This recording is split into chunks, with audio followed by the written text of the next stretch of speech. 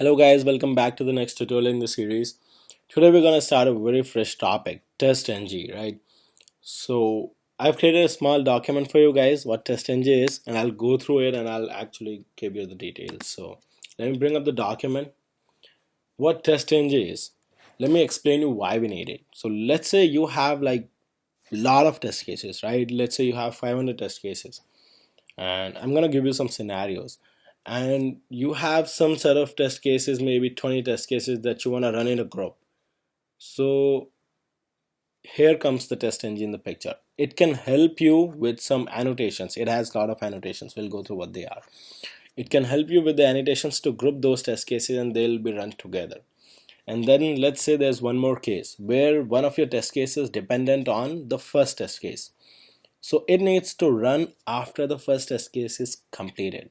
So then again TestNG comes into picture. We can annotate it with dependent and prioritizing it. So it's gonna run only after the first test case is complete. So we can basically sequence the test cases, like which should run first and then second and like that. So here comes TestNG into picture. And then let's say we want to generate report. TestNG can help us to generate HTML reports. Lot of things. So let's go over the document in brief and then we'll start. So TestNG is basically a testing framework. It's inspired from JUnit and NUnit, but it has some real good new functionality and which is very powerful than JUnit and NUnit. It's an open source framework where actually, you know what, TestNG NG means next generation. So test next generation. TestNG is very similar to JUnit, but it's a lot more powerful. So we will have a lot more things inside it. It's basically designed to be better than JUnit, especially when we have integrated classes and a bigger framework. It is really helpful in those scenarios.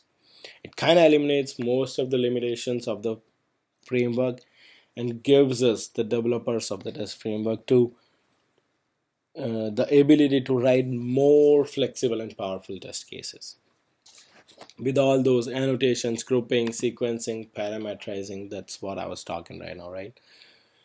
So what are the benefits of TestNG? There are a whole lot of benefits. So let's go over few major advantages. We can generate logs. Annotations can make the code a lot more efficient and easy to manage the way we want to run it, like that.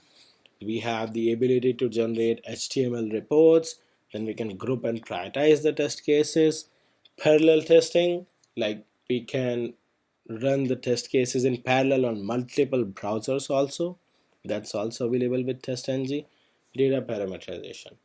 So a lot of things available, right? A lot of advantages. What annotations are available in TestNG? Let's see. We have before suite, after suite. So what before suite is, any method that is annotated with before suite will run before all the test cases in the test suite. So before that first test case in the test suite will execute, before that test suite, the method with before suite annotation will run.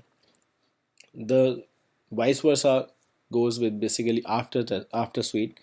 So method with this annotation will run at the end of the test suite, before test and after test. So method with the before test annotation will run before each and every test method which is tagged under the test tag, which actually exists under the test tag in the XML file. So for running the TestNG, we can use a XML file where we can define what classes we want to run, what methods we want to run. And when we put the method names inside the test tag, all those methods, before all those methods that exist inside the test tag of the XML file, this before test method will run. Same thing goes with after test. It will run after all those methods. Before class and after class.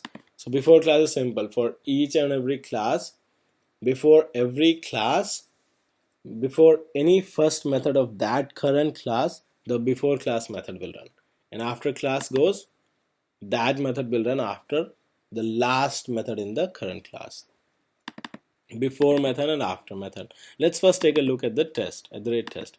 So at the rate test is the annotation which makes a method a test case. Basically, if a method is annotated with @test, then we know it is the actual test method.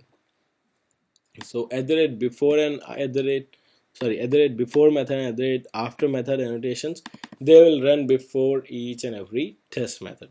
So the only difference in this and before test is this does not look at the XML file, the test tag. It just looks at the @test, and any method that exists in the test file, it just runs before that method. And so let's talk about benefits of using TestNG. There are a lot of benefits, like it pretty much can identify which method is interested, like which is the running method, which is the test method, by looking up at the annotations. It can identify what grouping is there, what prioritization is there, and then we can pass parameters to the annotations, like for groups, dependencies, and all those things. So a lot of benefits, right? And annotations are strongly typed. Your compiler is gonna just throw a error message right away if there's any mistake. It's not gonna compile, so we know is upfront that there is an issue and we can fix it. So there's so many advantages and benefits of using annotations. Test classes now no longer need to extend anything, such as test case or like the one we were doing in JUnit. So we can just use our annotations. Topics to be covered in TestNG tutorial. We will cover the TestNG installation and we'll write our first test case using TestNG. These two things we'll cover today. Try to cover today. Annotations and groups, prioritization and sequencing, running test cases as a test suite, which is one of the very most important thing that we're using TestNG for. We will run all the test cases in a test suite. TestNG reporters and asserts, multiple browsers and parallel testing, we will cover that also. A little bit of data driven testing with TestNG reporter, and finally TestNG listener. So we'll cover all these in different topics. First today we'll just download TestNG and then write our first test case. So basically writing first test case is very simple. It's going to be exactly look the same way as we were looking at the JUnit, right? We have all those things. It just before we'll use before method. The only difference is before method. So it's after we'll use after method. It's gonna look very much similar to what we were used to in all our tutorials. So we'll go to help. You might not be seeing the help menu in my window right now. It's cut. So we'll go to help. Then we'll click on install new software. We'll click on add here. Type TestNG. And the download location from the document, we'll put it here. Click OK. TestNG showed up here. Select it, and then OK. Okay. So you know what? I already have it installed, so it's not gonna let me install it again. So that's why my next button is disabled. So, but you just select this TestNG, click next button, and there's going to be a warning for unsigned content. Just don't worry, click OK and install the TestNG, and it will ask you to restart the Eclipse. Restart it. It's not going to let me install it again because I already have it, but that's very simple. You just need to get this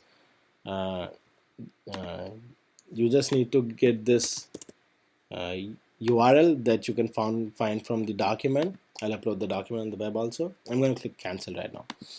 So let's start with creating the test class. So I'm going to right click the package, click new, and I'm not seeing TestNG here like the way we were seeing JUnit test case. So I'm going to click other. Let me type TestNG. So I see TestNG here, TestNG class. I click next. Package name, class name, new test. So maybe TestNG test. Okay, so TestNG test case. Yeah, let's give this. And what do we need? Before method and maybe after method. We don't need after method right now because we're not gonna quit the browser. But let's put that and just click finish. It's gonna create a very similar class, right? So this is our test method, right? And this is our before method, this is our after method. So that's all we have, similar to JUnit. So let me copy these things. We pretty much need all the things that we were using here. uh, so we just don't need the JUnit portion so right now. So let me copy all this, paste it here in the class, and then let me copy the driver and configurator thing. So in the before method I'm gonna paste driver instance and the URL and maximizing timeout and the property configurator. And in my test method, let me copy all that. So I've actually, guys, I'll show you now what I've done. So let me change the name to maybe test method. I've actually changed the search page to fill in origin. So this was there, fill in destination text box and fill in departure text box directly, not just get the element. So we're not using .send keys method anymore right here, if you guys notice. So that was your assignment. If you guys need help, you can again refer. I'll upload the files. I've just changed it here. So that's all what we need to do. We can, for the sake of understanding, we can just copy paste it on the top, so we know that this is the before method and this is the after method. So that's all is the difference. And let me run it and show you what happens. It's gonna do exactly same thing, guys. There's not gonna be any difference at all. It's gonna run the expedia.com. Click on the flights tab and then put New York, Chicago and the dates. So that's it, right? So we don't want to click the search button. Now you guys see it is little different, right? So here is our logging. It's all coming from the search page because I've changed it. Then it says passed, test method is passed, and then it shows you time taken by TestNG, right? Time taken by TestNG reporters. 1 millisecond, 16 milliseconds. It shows you every bit of detail for TestNG. So the output is little different. It shows you test method is passed. We were not seeing like the format in JUnit, right? Default test run. How many tests run? 1, failure 0, skip 0. So 1 test run and 1 passed. Default suite. All those information. So it has very valuable information, guys. So it's a little bit in more detail than what we were doing in JUnit. So if we go there, so if you guys see, it has created one new folder, test output. If I open this, there's like lot of things, right? So it has one testng results.xml file, .index.html file. So let's say if I open this, it is kind of a HTML report. What happened? One test, one class, right? 0 groups, no groups right now, and this class and how much time it took and all those things. One method executed and one passed. Pass method show this was the test method, was the method that passed. So it kind of gives us a small HTML report. We'll go through all those things in a lot more detail in our future tutorials. That's just an idea that I wanted to give. So we need to go to the project folder and look out for the test output folder that's created. So that's kind of introduction for TestNG, guys. In our future tutorials, we'll cover the topics in more details. Stay tuned for the next tutorials. Until then, I would say practice as much as you can and stay tuned for the next tutorial. Thanks, guys.